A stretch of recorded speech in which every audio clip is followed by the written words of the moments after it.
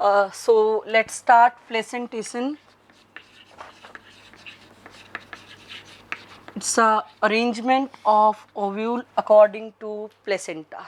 It's a arrangement of ovules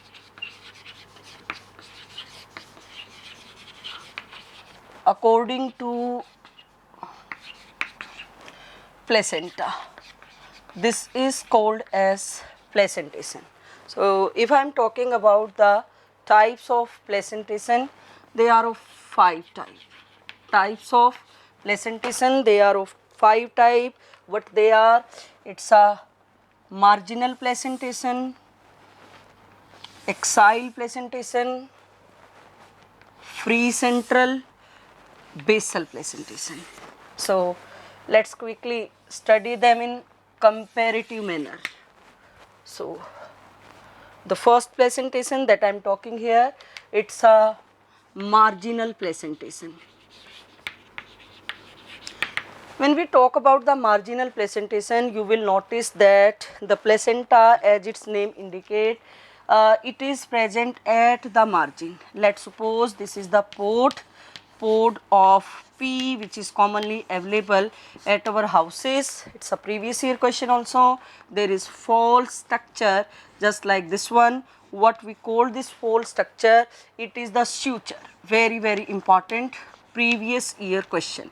Suture, it's a previous year question. It is really not a true placenta, but it is believed to be a placenta. So these are the ovule, you will see here. So this type of the placentation, this is the marginal placentation. If I want to cut a section for this one, you will notice here the ovary. Yeah, the ovary, it's a unilocular. This is also the previous year question. I shaded the area for this one. So it's a unilocular ovary. Okay, fine. It's a previous year question. Okay, it's a marginal placentation, unilocular ovary. And now move on the next one. After marginal, it's a axile placentation. Axile, as the name suggests, they are having septa. So I roughly draw a diagram to represent the septa. This is the placenta. So for placenta, I write down P at the center. You will notice here there are 3 septa. There are 3 septa. As the placenta, it is the major part that will release nutrients from the ovary. So the ovule, they will also confine themselves accordingly. So you are able to see here. It's a axile placentation. Very, very important MCQ. If somebody asks you, what about the ovary? So you can easily find out it's a trilocular ovary. 1, 2, 3. You can easily count here.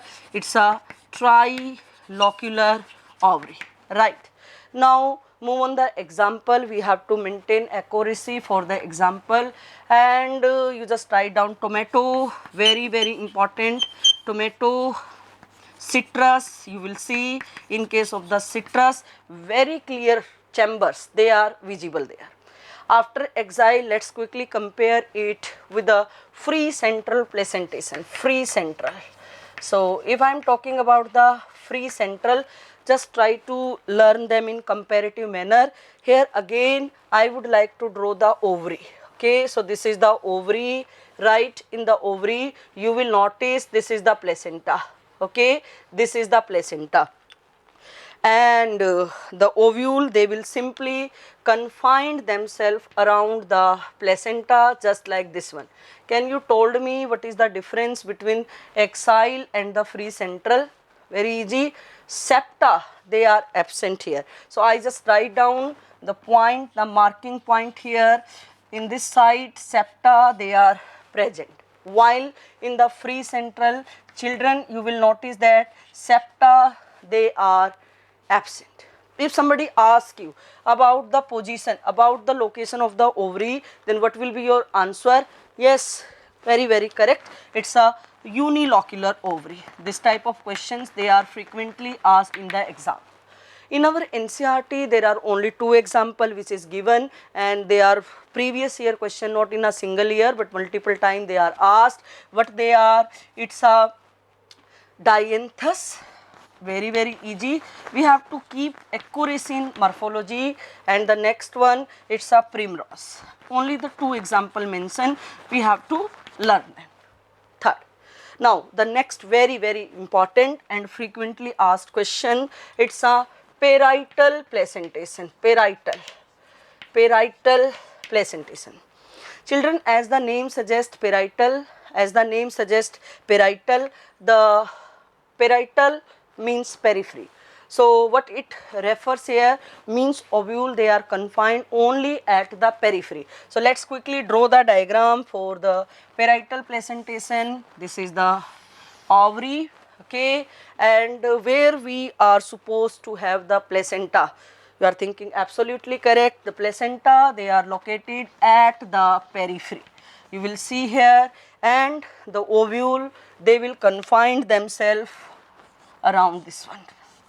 Okay, so the ovule, they are present at the periphery. One very important question you have to write down about the rhapulum. There is a false septum. Children, there is a false septum, and what do you mean by this false septum? First of all, we have to clarify our concept regarding the septa, true septa. The true septa that start from this end and complete at this end. But here you will notice it start from this end and it will not reaches over here. So this false septum, previous year question, this false septum, it is rhapulum. It is rhapulum, previous year question. Now what are the example for this parietal placentation? Yes, only 2 example mentioned in NCERT, and we have to just learn only 2. One is the mustard. Okay, and the second one, it is the argemone. One is the mustard and the second one, it is the argemone. Please keep it in mind, mustard and argemone, their family, they are separate. In the last, I would like to focus on the basal placentation.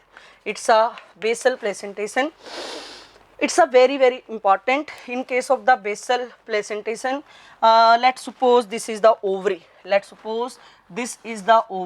And you will notice here in the ovary, placenta, it is located in the placenta, it is present at the base, and ovule, they are present over here. Example, it's a sunflower ovary, it's unilocular. Thank you so much.